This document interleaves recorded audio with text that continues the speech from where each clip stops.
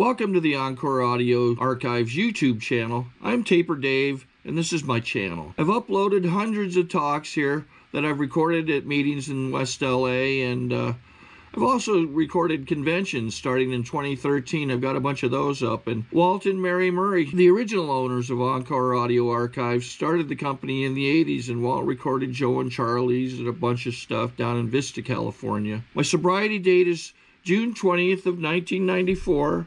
I hope you find something you like, so please like and subscribe to my channel and comment down below. If you want to hear something that I don't have or that you don't see, I'll see that I get it. Anyways, take care and have a great day if you want to. This is a one-speaker meeting, and I'd like for us, you guys help me please welcome Wayne B. to the podium tonight.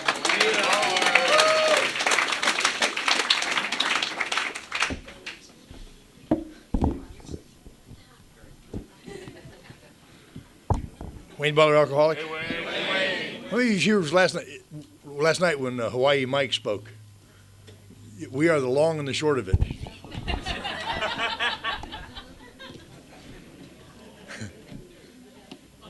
He's not here, or I wouldn't have done that. He said he was coming. Thanks, Dave, for inviting me to share. I've got a lot of friends in this room. If you're new, I want to welcome you to Alcoholics Anonymous, and I'm going to ask that you not judge AA by my presentation. Because by the time I'm done, you're going to judge me for sure. And you might mistake that for AA, and I don't want you to, because I'm not a spokesperson for AA. I don't speak for AA.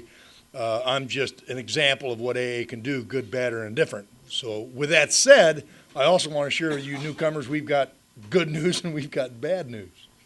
The good news is you have found your way into the fellowship of Alcoholics Anonymous. The bad news is you've found your way into the fellowship of Alcoholics Anonymous.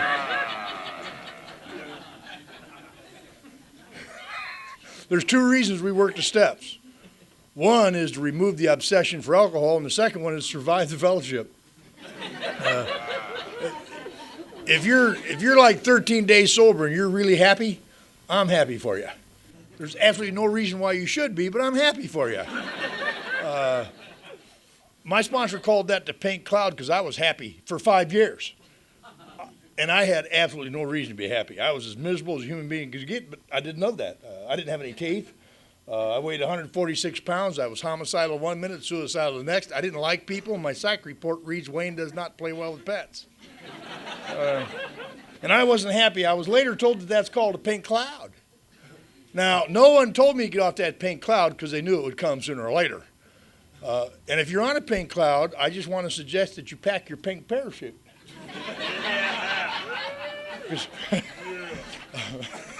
I was sober 5 years when my parachute opened. I've said this many times. I'll say it again. I came home from an AA dance 5 years sober and found my wife in bed with my sponsee. Apparently, he wanted what I had.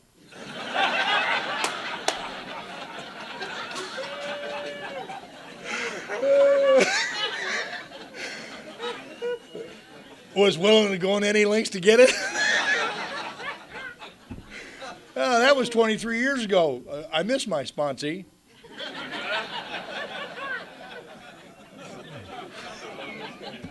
You know, they just got married. Ain't that the damnedest thing? After 22 years of living together, they got married. And that baffles me to this day, but I'm happy for them. And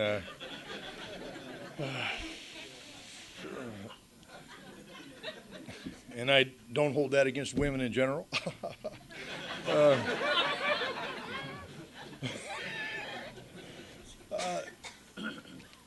I love AA. Did I mention that? With all of the ups and downs that I've been through and that many of my friends have been through, I can still say that I love AA. And AA can be a roller coaster ride. And I think it would be very boring if we were all alike. And thank God we're not. It's funny. I've been coming to this meeting since 1992. Hasn't bothered me a bit until I declared it my home group. Now I don't want to talk. When I got back from Florida, I declared this my home group. And I'm going to tell you why. Is because I've been coming here for 13 years and no one's ever asked me, what do I do for a job? No one's ever asked me who I'm dating. Nobody has ever asked me where do I get my money. All you've ever wanted to talk to me about is AA. And that's what I've been looking for, and it's been right in front of me. Isn't that amazing? And by the way, I don't ask people those questions either because it's none of my business. And I don't need to qualify anybody here for friendship because I know if you're in this room, you is twisted. Except for you earth people, and I'm not sure about that. We are not normal, are we? Remember in the big book where it says we are people who normally would not mix? Yeah, right, really. Look around. I wouldn't have drank with half of you. I got to tell you, I got to tell you what you had when I got here. This was on my mind a couple of weeks ago, and it's still on my mind a little bit. But when I got here, here's what you had. You had a racist, you had a bigot, you had a prejudiced, homophobic, sensitive,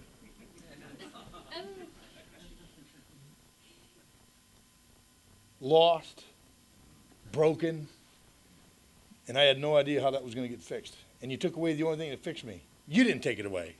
Budweiser. I love Budweiser. Did I mention that yet? When I'm alcoholic, I'm assuming you know I drank, but I better qualify it, huh? I love Budweiser.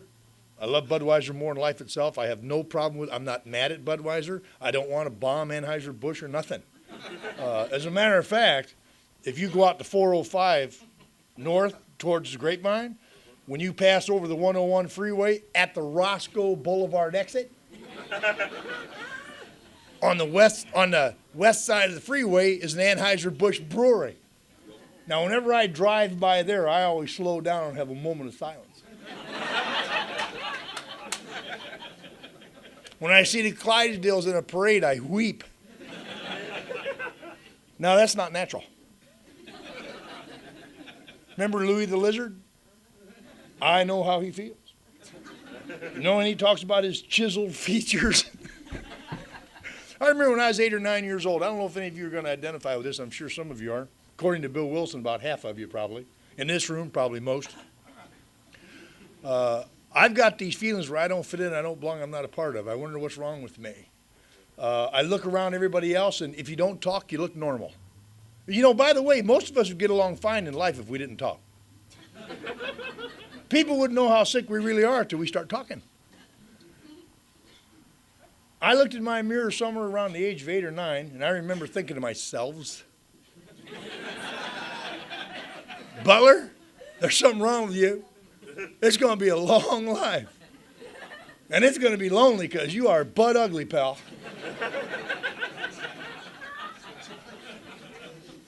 I have no idea where that thought came from.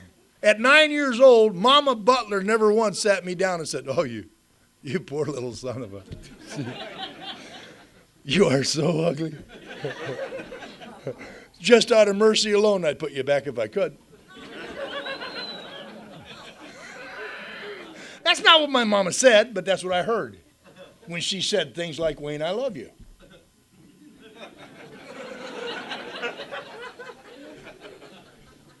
Doctors call that free association.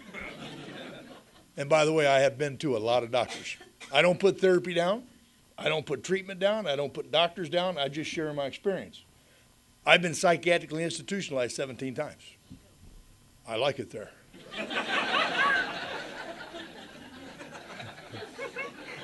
I was court committed twice, and I was a self-sign-in 15 times.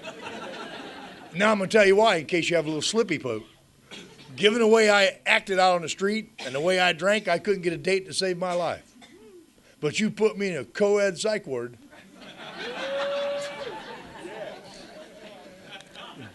And I'm a pretty charming fella. And if they were on Thorazine, I had a shot.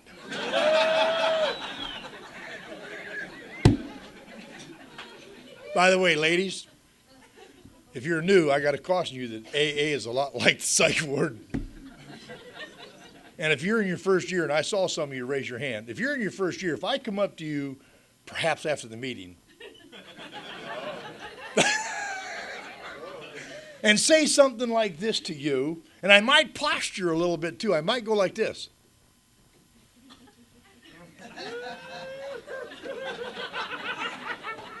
And I might say something like this. Hey, would you like to go have coffee? and talk about God. If I do that, run, call your sponsor.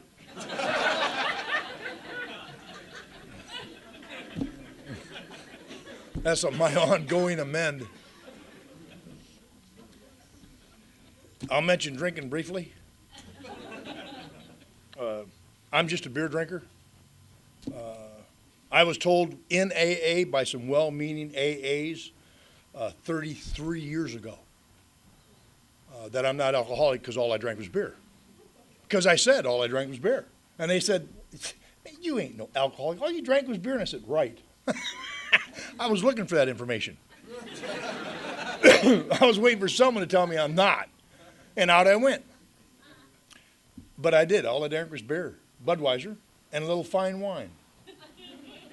Ripple. Boone's Farm Strawberry Hill. Mad Dog 2020. Yeah, I knew I was going to get your hand. I could tell. No offense. Don't hurt me. I'm sensitive. Remember what room I'm in here. Now, I'm going to tell you why I like Boone's Farm Strawberry Hill. Because when I puke, it looks like I'm bleeding internally. And in a bar where they don't know me and they're unsuspecting, it looks like I'm dying from something inside. And I tell them I'm dying from terminal stomach something, and somebody buys me a Bud. I had over 20 diseases by the time I got to AA. I could not keep track of which bar I was in, which fatal illness I had. Pretty soon bars are wondering when I'm going to die. I had to keep switching it up. I'm also a puker.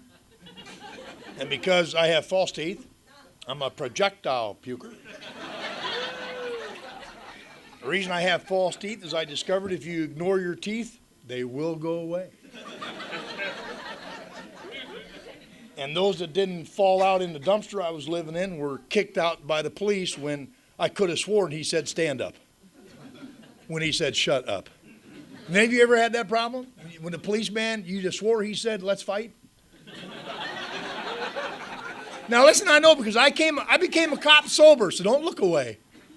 I had a lot of you guys in my back seat. Okay. Save that for later. That's not a hit here, is it? You know, I was asked to speak at a CA meeting by mistake one time. Because I'd never done cocaine. I wouldn't even know what cocaine looked like if I hadn't become a cop. And I was asked to speak at a CA meeting over at Brockman Hospital, and I was having fun. First thing I announced was I was a cop. Half the room cleared out.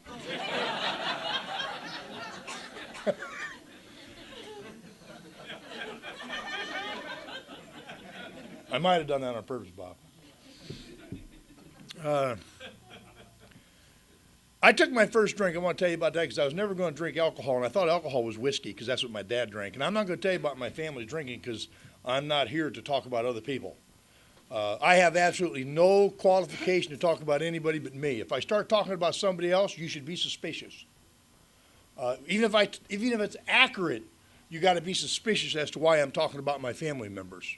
Because Alcoholics Anonymous is about me sharing about me and what drinking did to and for me. But I will tell you, I was raised in an alcoholic home, and all that goes with it. And if you come from an alcoholic home, I don't need to go into detail, you understand. But if you want a little look into the Butler family household on a given Tuesday evening, just watch an episode of Jerry Springer.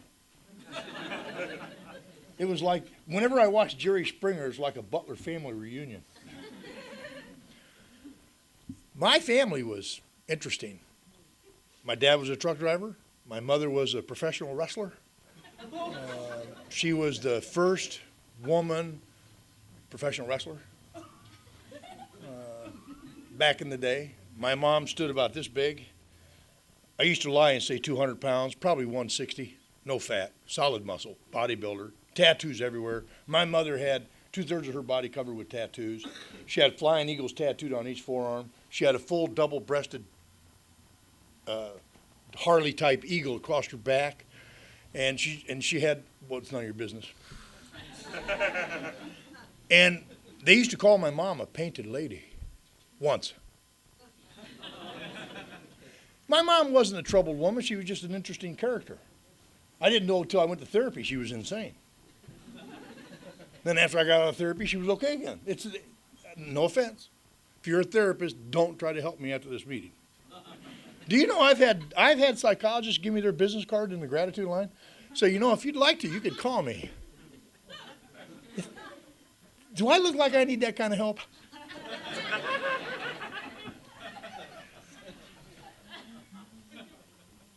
In 8th grade, I got diagnosed retarded, mentally retarded.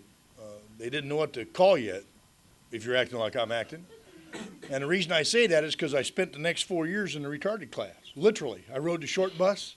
I lived in a group home. And I'm here to report to you that mentally retarded, of which 11 kids were organic, so if you have a child that's special, please don't be offended. I'm not being disrespectful. I'm just telling you what was diagnosed in me. Obviously, I'm not organic, but it sure was interesting back then. I got diagnosed severely retarded, got put in a retarded class, and I spent my entire high school years in a retarded class. I didn't read a book. I didn't study. What we did was they kept us quiet until noon, and then they put us on the short bus and took us over to putt-putt golf. And we played putt-putt golf all afternoon, every afternoon. That's what we did. I won me 2 gold putters. Boy, if they gave them out of AA, I'd never have got a 60-day chip. I'd have kept getting gold putters. I needed a drink. When I was 17 years old, I went to my first high school dance. Now, I went to that dance, 6'3", 120 pounds. The biggest thing on my body was an infected pimple. I'm in a remedial class. I don't know anybody. I'm afraid of everybody. I don't know what's going on out at the dance floor. You could say I've been sheltered. And my friend Tom, who was our, Tom was one of those guys in school that for extra points would take us on field trips and supervise us. I was his favorite. He said I was the brightest of the bunch. And I was their leader. I wanted to lead anything. I'm the kind of guy, you see Bill and Bob's picture over there on the wall? I swear when I walk in this room specifically, I can visualize mine floating up between them. I just want to do something important. Tom took me to the senior dance. I'll never forget it because I was never going to drink that brown whiskey I saw my dad drink because somehow I knew that had something to do with a lot of the problems we were having. So I was never going to drink that. That was what I thought alcohol was. I didn't think beer was in that scope. So when I'm up against the wall watching all these kids dance. Tom brings me over this long brown bottle with a red, white, and blue label called Budweiser. He said, "Here, kid, drink this. It'll make you feel better." So I would have drank battery acid if Tom would have asked, because Tom was my hero, and I'm going to tell you why. How many athletes are in the room? Come on, raise your hand. All you wrestlers and basketball players and football players. Come on, Ted. I know you're out there. Well, some of them, Ted would never do this. No, Ted wouldn't. I know Ted, but I mean a lot would. We were the targets, if you know. Now, victims don't stay sober, so I'm not playing the victim card here. Victims don't stay sober, so I got to let go of that. But I'll tell you why I honored Tom so much. When I was in the remedial class, after school, the wrestlers and the football players, they'd make fun of the kids in the retarded class, and they'd do things to us. Once they wrapped athletic tape around my ankles and run a rope through it, and they run me upside down and hung me from the rings. And then our school got in these tall, those 5 foot tall lockers that are every day now. We got them. And what they did was they took 3 of us and locked each one of us in one of those lockers on a Friday night after school. And they didn't find us till Monday morning. Now, I came out of that locker different than I went in. Those other 2 kids came out somewhat spun, but they were okay because they were organic. They'd been in the dark a long time. I mean, no disrespect, but that really bothered me. And I got even with all those kids when I got back from Vietnam. Now, if I'd have known steps 8 and 9 were coming, I'd have forgave them.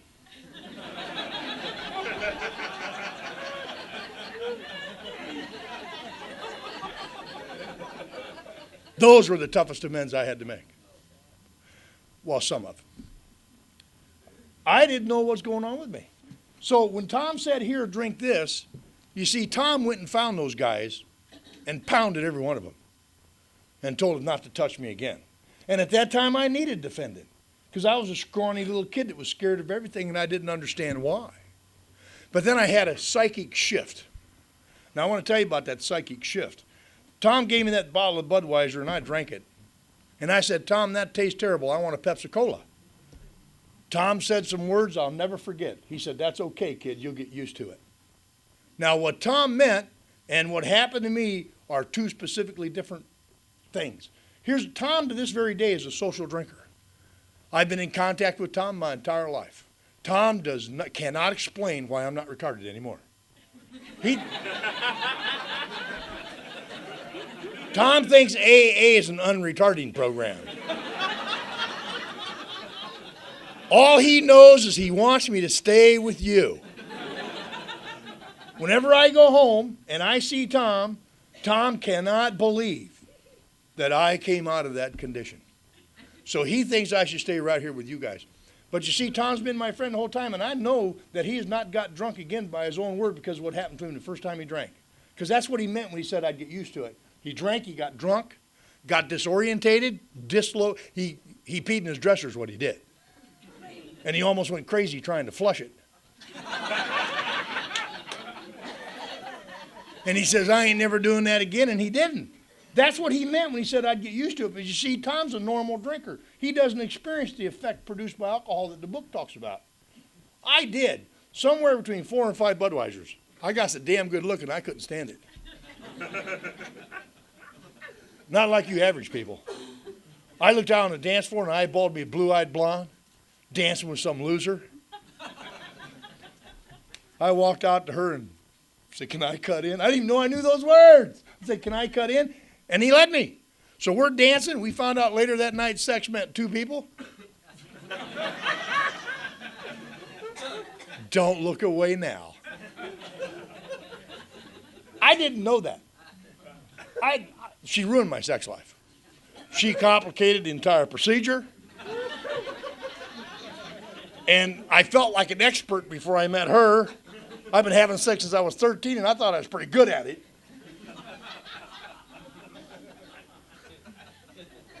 That was demoralizing. And you know what? Something happened inside me that's not supposed to happen via alcohol. Alcohol, by definition, I like the dictionary's definition of alcohol. Because if you read the book Alcoholics Anonymous, Dr. Silver explains my condition to me very clearly. He says that abnormal drinkers like me drink essentially because I like the effect produced by alcohol. And it's an unusual effect, he says, and it's also an illusion, which baffles me. What do you mean? What do you mean? If it's an illusion, it's not real, right? Well, he's dead. I can't argue with him. The book hasn't changed since 1939. It still says alcohol is an illusion. It creates an illusionary effect in my mind, and it doesn't do that to the average drinker. It doesn't do it to the heavy drinker. It doesn't do it to the social drinker. It only does it to one type drinker. That's the alcoholic drinker. What it does, it has some inexplicable ability to alter my perception of reality, and I think it's real. That's called a psychic change. And that night that I drank those 5 Budweisers, I experienced a psychic change. And I pursued that psychic change until November 8th, 1977. I pursued it into a dumpster. I remember living in that dumpster. I'll never forget it. Remember that alcoholic crazy dad of mine? He got sober in this thing called A&A. And I'm living in a dumpster behind Larry's Oasis on 4th Avenue and 2nd Street, Moline, Illinois. I want to tell you about that one night. I'm in that dumpster. We called it the duplex because there was 2 of them. Now, I got to explain to you what I looked like that night because it requires some, unless you live like that, it requires some suspension of disbelief. I weighed 146 pounds. Right this minute, I weigh 262. At that time, I weighed 146. I didn't have any teeth. I had a full beard and a mustache, long hair down to my butt, matted with stuff from the street, and I had a human stench. And I knew I was in trouble because I could smell it. Do you hear me? And I'm in this dumpster because Larry won't let me come in the bar anymore. Some of you have been, by the way, if you weren't in a dumpster and you're thinking right now, well, I never did that, I was never there, you still qualify because normal people don't think like that.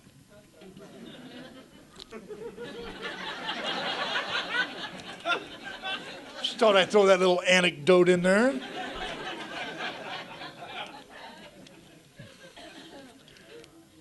All of a sudden I hear this knock on my dumpster lid, very metallic, and I happen to be home.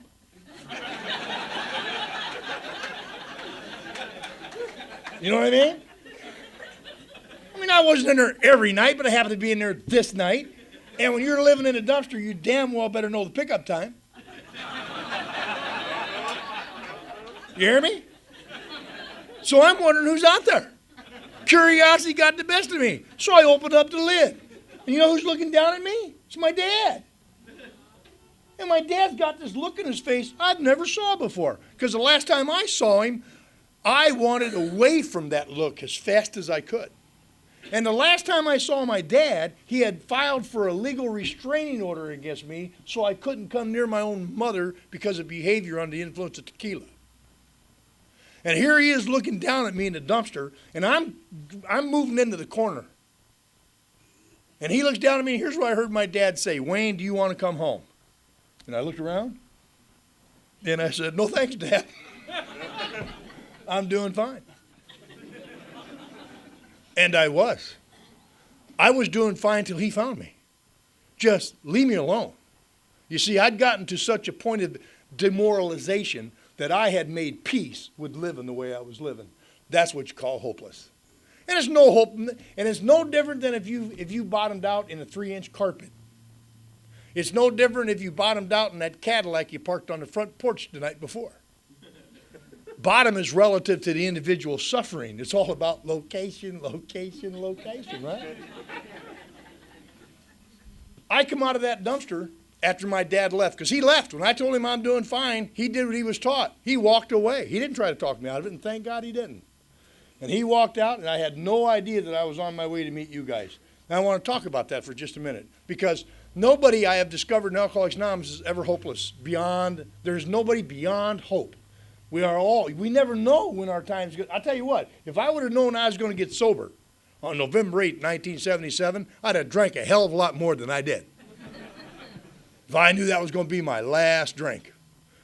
But I come out of that dumpster, and I do that midnight walk of walks, and I walk past Harvey's restaurant, 34th Street, 4th Avenue, Moline. I look inside the restaurant. It's a little mom and pop coffee shop. And there's this little 800-year-old woman tending the coffee bar. I size her up and realize I can work her for a freebie. So I go in and start telling her my tale of woe. I tell her about my alcoholic childhood. I tell her about the things that were done to me physically, sexually, and emotionally, and I bared in on it. Tears started welling up in her eyes. I started telling her about the retarded class. I told her about being locked in that locker. I told her about Vietnam. Tears are rolling down her face. I moved in for the kill. Now, I got to tell you why she was crying. She wasn't crying because my story was so sad. She was crying because she was in Al-Anon. And she knew that she had someone for her husband to work with who's been having trouble staying sober. Isn't that something? I personally think Al-Anon should have to wear a badge at work. I wasted a lot of effort on her.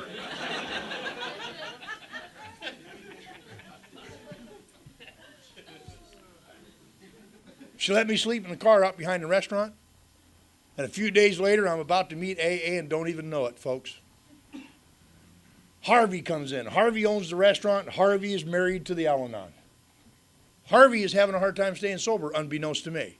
He comes in and he doesn't tell me he's in AA. He tricks me instead. He somehow sized me up and knew if he told me I was alcoholic or that I was going to AA, I wouldn't listen to him. You see, I knew I had problems, but I didn't believe I was alcoholic. So Harvey did something that a lot of us do. He fished a coin out of his pocket, making me think it was money. And then he put it in my hand. And it was this brass coin. Stupid. I looked at it, and on one side it had these 2 A's. And on this other side it had this prayer, "God grant me something."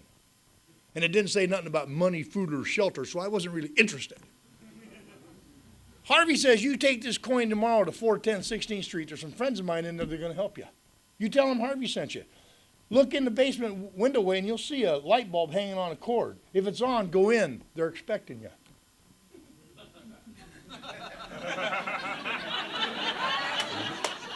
I'm already having a problem with reality.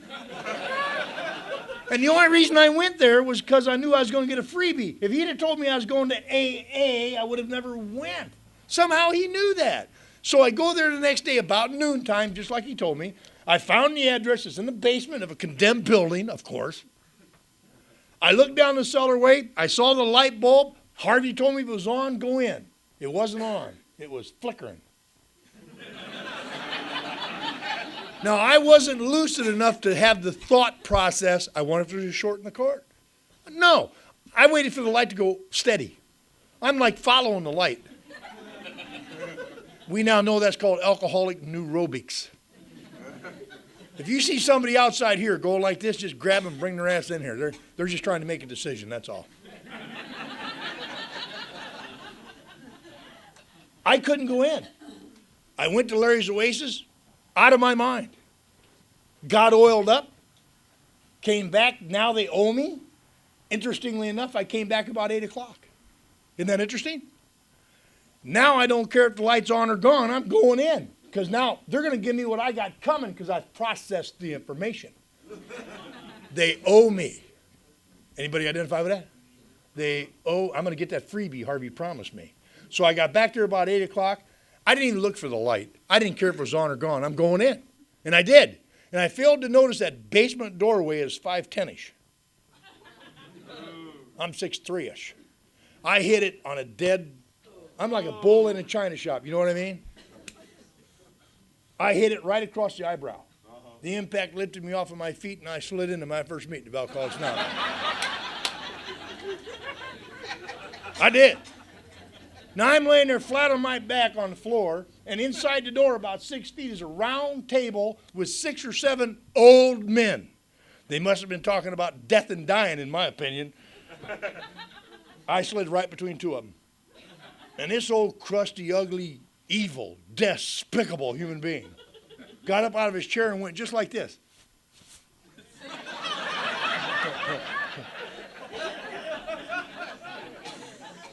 And then he growled at me.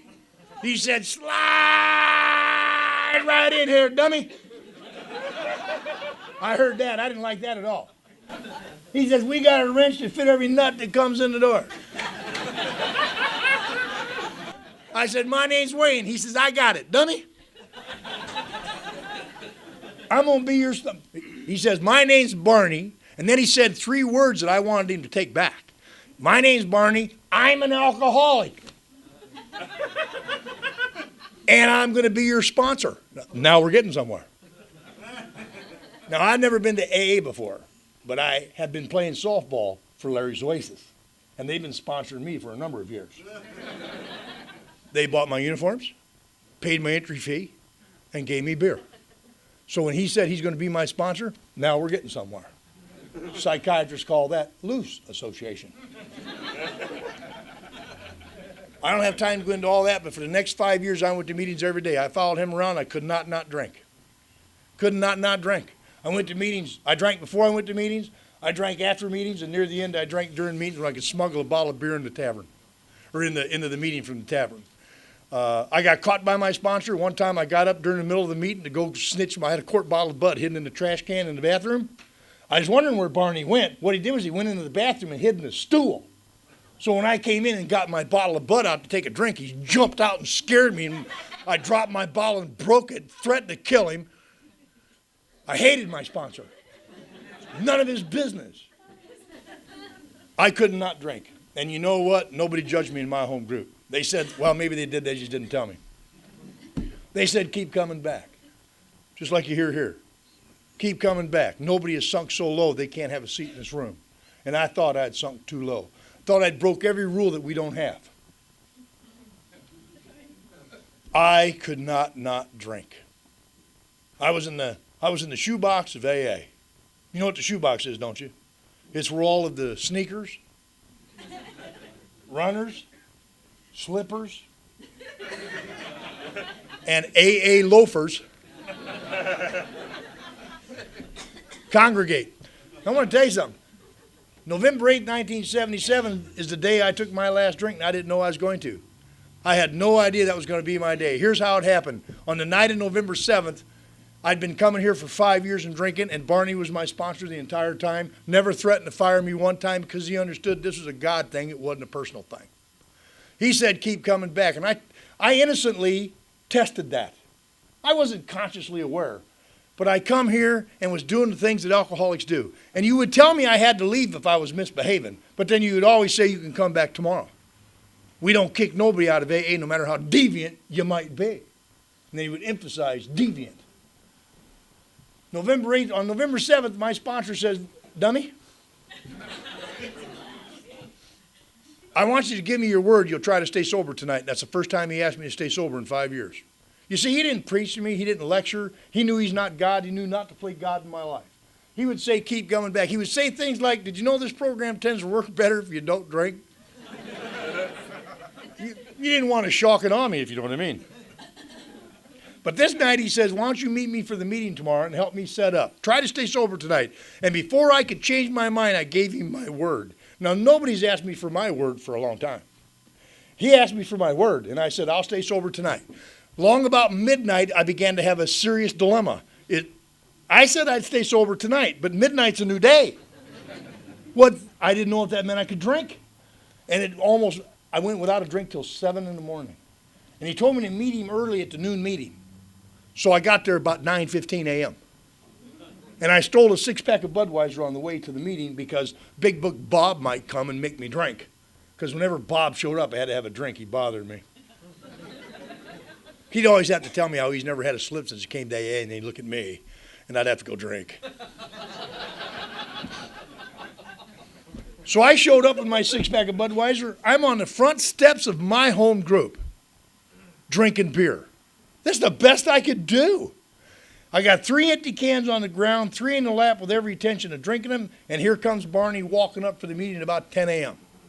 Now, it wasn't bothering me at all drinking that beer till he showed up. Somehow he made me guilty. He didn't even look at the beer. He did something worse. He looked me right in the eye. And then I looked at the beer. And he said, dummy? I said, yes, sir. It's funny how humble I can be when I'm caught. He says, why don't you come in and help me set up for the meeting? And I said, I'll be right in. And then he went in. I stayed out because I was going to drink those other 3 cans of beer. Because you see, I'm lucid. I'm not drunk. I hadn't drank but 1 the day before, and I hadn't drank but a couple the day before that. I was lucid. And he said, come in and help me set up for the meeting. So I hid those other 3 cans of beer in the bush. And I went in and helped him set up for the meeting. Someone asked me, well, how come you hid the beer in the bush? I said, because Bob might come. If he shares, I'm going to go out and have a beer. I mean, I meant it. I couldn't stand him. When he would talk, I would drink. That's all there is to it. His mouth, my drink. I couldn't. I go in and I helped Barney set up for the meeting, and I forgot myself, and I sat down at the arounder table. You see, they wouldn't let me near the newcomer bar because they didn't want me infecting the newcomers. So I'm sitting over here at the newcomer bar watching Barney up there talking to a newcomer. And he'd been talking to that newcomer for a couple of weeks. And Barney said, pray for him, and I was. And he didn't die. When Barney said, do you believe in God? No, he didn't die. He ain't dead. I prayed for God to kill him. Kill him. I want my sponsor back. And then here's what happened in God's world. About 11:45, I'm sitting at the arounder bar thinking about how I can help God kill him. And another newcomer comes flying through the door. We heard his wife pushed him through the door, but we found out later he wasn't married. Now, I got to tell you, remember I told you when I got here I was a bit prejudiced, racist, bigoted, first guy, and homophobic. First guy I sponsored was gay. Second guy I sponsored was of color. Third guy I sponsored was a woman.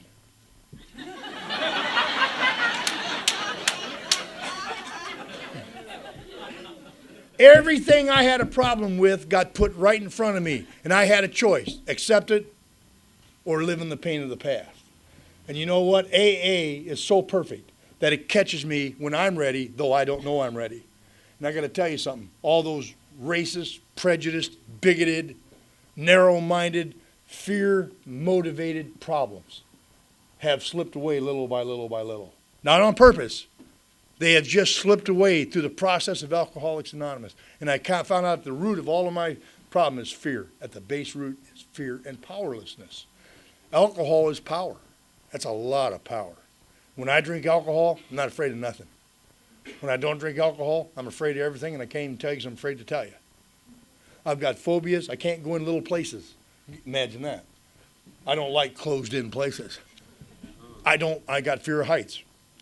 And I don't like to fly. And I fly almost every weekend somewhere in the world. And my sponsor said, if you ask God for help, just don't try to figure out how he's going to give you that help, but you are going to get it. I asked help with my fear of heights, my fear of travel, my fear of speed, and now I fly. Now, do you realize an airplane is a metal tube? Do you realize that? With wings. That's it. It's a metal tube. Now, if I sit in that airplane and meditate on that, I'm in deep pucky. I got to find stuff to keep my mind occupied.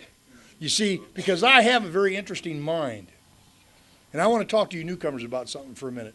When I got to Alcoholics Anonymous, because my time's about up, I'm going to go by that clock. It's got 3 more minutes. When I got here, I was committed to feeling better. I was not committed to getting better. I was committed to feeling better. As evidenced by when I would feel better, I'd stop doing what made me feel better. When it came to the 4-step didn't make me feel better. And so I didn't do it. When my sponsor would suggest I do something, if it didn't make me feel better, I wouldn't do it. And I found out that being committed to getting better is much more painstaking than being committed to feeling better. As evidenced by my life, I drink to feel better. I fall in love to feel better. I have sex to feel better. My sponsor told me if you're having sex to feel better, that's the wrong motive. He says, because then you're using it just like you did alcohol. My sponsor says if you're making money to feel better, you'll never make enough. If you're having friends to feel better, you'll never have enough friends. He says, but if you commit yourself, I'm using my own words. I'm paraphrasing my sponsor. I'm committed to getting better today. And the evidence is I do things I don't want to do in AA. I do things that don't make me feel better when I do them. There's a lot of things in AA that don't make me feel better while I'm doing them. I do them anyway, and then I feel better as a result, and it's genuine. Isn't that interesting? Because I've seen so many people come to Alcoholics Anonymous and not make it. I don't think it's because they're losers. I do not like the term losers. I think that's judgmental. Where's my big book? As evidenced by this book. I love this book. I don't worship it, but I love the book. And I'll tell you why. The book is open-ended, newcomer. No matter where you dive in, you're here. And there's no judgment in this book. This book will never judge you. This book will never judge me. There's no judgment in this book. This book is an instrument of peace. It's not a weapon of war.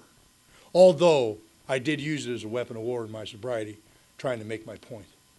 And what I've come to learn in my hopefully more mature days of AA is that I have learned how to use this as an instrument of peace and not beat people over the head with it to make a point or to favor my opinion.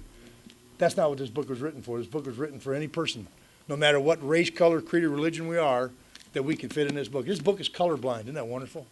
The book can't even tell I rode the short bus. You hear me? The book doesn't know it's Wayne Butler reading it. The book is so perfect. There's only one thing wrong with AA. There's people in it. and I'm a people. I love this thing. I'll leave you with this thought. I'm committed today to getting better. Not all the time, but the majority of the time I'm committed to getting better because I feel better when I get better. And I work with a lot of people. There's a lot of people call me sponsor. And over the years, I've evolved into believing what Chuck C. said. I remember how Chuck C. said, I can't sponsor nobody. And I finally have learned what he meant by that. I didn't understand. I don't sponsor anybody anymore either. I quit sponsoring people. I've taken a lot of rap for that. But what I mean by that is when I start sponsoring somebody, I go into command and control. I think I know what's best for you. What Chuck C. would say, I can't be your sponsor. I'll be your friend. I'll take you through the steps. I'll work the program with you. And what you call me is none of my business. So I have about 40 or 50 people that call me sponsor. And ever since I made that transition, I've been at peace with myself. I'm not running around trying to control people anymore. I'm not superimposing my views upon their life because I'm a human being. And isn't it interesting? Somebody comes to me with financial problems. I'm the last person they want to talk to. How about marital advice? Legal advice. I'm not a lawyer. We do give good advice though, don't we? Nobody takes it, but we give good advice. I'm not qualified. The only thing I'm qualified to talk on is my own personal experience and how I've stayed sober one day at a time in Alcoholics Anonymous. And to try to express that love and tolerance Dr. Bob talked about. That's what AA affords me to do. And here I am. I've been sober since November 8th, 1977. Haven't had any pills, powders, potions, or lotions. Probably needed some. I probably need a lot of therapy. I'm just not going to do it. You see, when I'm with you, I'm not with me. When I'm with you, newcomer, I'm not with me. Conversely, when I'm not with you, I'm left with me, and I'm not alone.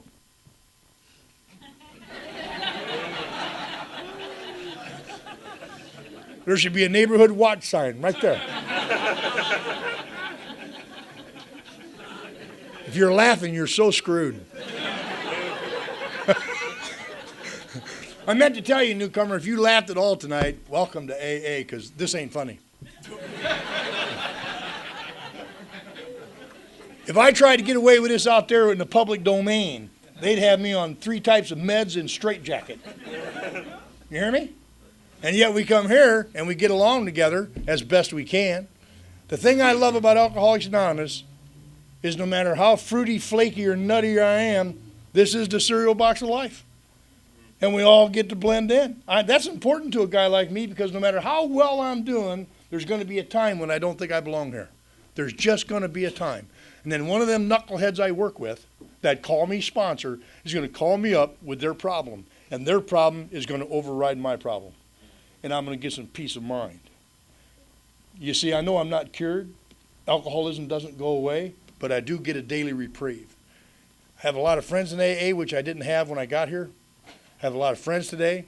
I count on my friends. I look around this room and I see a lot of people I care a great deal about. And when I'm in trouble, I go to people. Can I talk about you for a minute, Nasser? Can I? Okay. I'm going to anyway. I wanted his permission. I don't mean to embarrass him. It's the way. When I need help, I go to people who know. A while back, I was offered a contract to go to Iraq. A lot of money. Over $200,000 for 13 months. I was going. And then I went and talked to Nasser. I'm not going anymore. He put some hard truth on me. And then my best friend in Chicago, he says to me, well, if you go for 13 months, what about your AA commitments? That's another hard truth. Now, some people don't believe that way, but I do.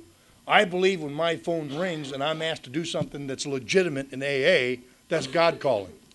That's why when I was asked by Dave to come here tonight, it is not a problem at all, because I realized it was Dave calling me, but God's using him. Whether he likes it or not, he's being used. We are all being used by a greater power if we allow ourselves to be. I know I am. And because of that, I'm willing to give up what I think is my time. I'm giving up what I think is my freedom. I think I'm giving up all of these selfish, self-centered things about my life. I think I'm giving them up, when what I'm really doing is just paying the price for another day of sobriety. And I've got a good life in here. Inside, I've got a good life. On the outside, if I compare it to other people, I might not be happy. So I don't do that. Well, most of the time. When I'm feeling crappy like that, I go sit in Nasser's office and wonder what it could be like. Then I go get my car washed. My life is very simple. For those of you that are new or perhaps need to be renewed, I would like to invite you into the Fellowship of Alcoholics Anonymous. And although it's the most difficult thing to do is to submit, commit, and surrender myself to the AA way, that's what I must do if I don't want to pick up a drink or take something else that makes me temporarily feel better. And I do believe I've gotten better, one day at a time. Thanks for letting me share.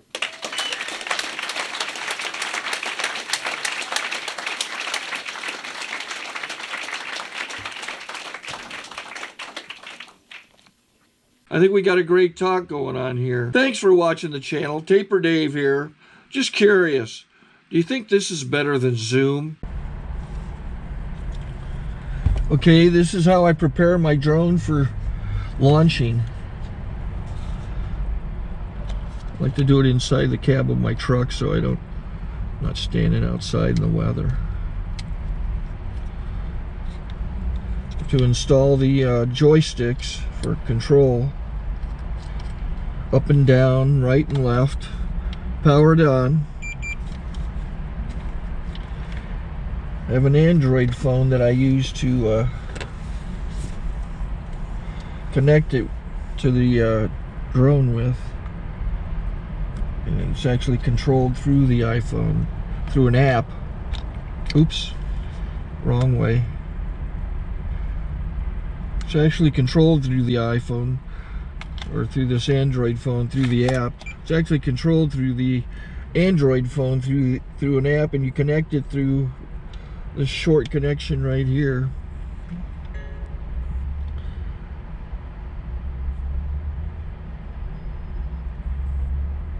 Remote control connected. Remote control's connected. So I pull out the drone. I have to extend the legs. Long legs extended first, then the short legs. Remove the gimbal protector. Set that aside, then power it on one short burst and one long burst. I lay it down. So I have to go to calibrate. So the drone's not connected yet. It shows you here as this drone gets disconnected, even though the remote's powered on. So the drone has to establish it's connected. So I go into the app to calibration mode. First I'll calibrate the remote controller. Start calibration. Out, in, out, in, up, down, and then this little wheel is to control the gimbal. So it's calibrated. Go to gimbal calibration, start calibration, and then it calibrates the gimbal. I don't know if that shows up. The gimbal's moving all over the place. Changes, you can see it on the video. And I'm calibrated to take off. It's acquired 7 satellites at the moment. There are 26 satellites up in the sky, which it has to acquire before you can take off. So it's connected. It's got enough satellites. This is white. I can go to press this little arrow button, swipe right to take off, and it would start the motors if I slid this to the right, but I'll wait till I get outside. Don't want to do it inside.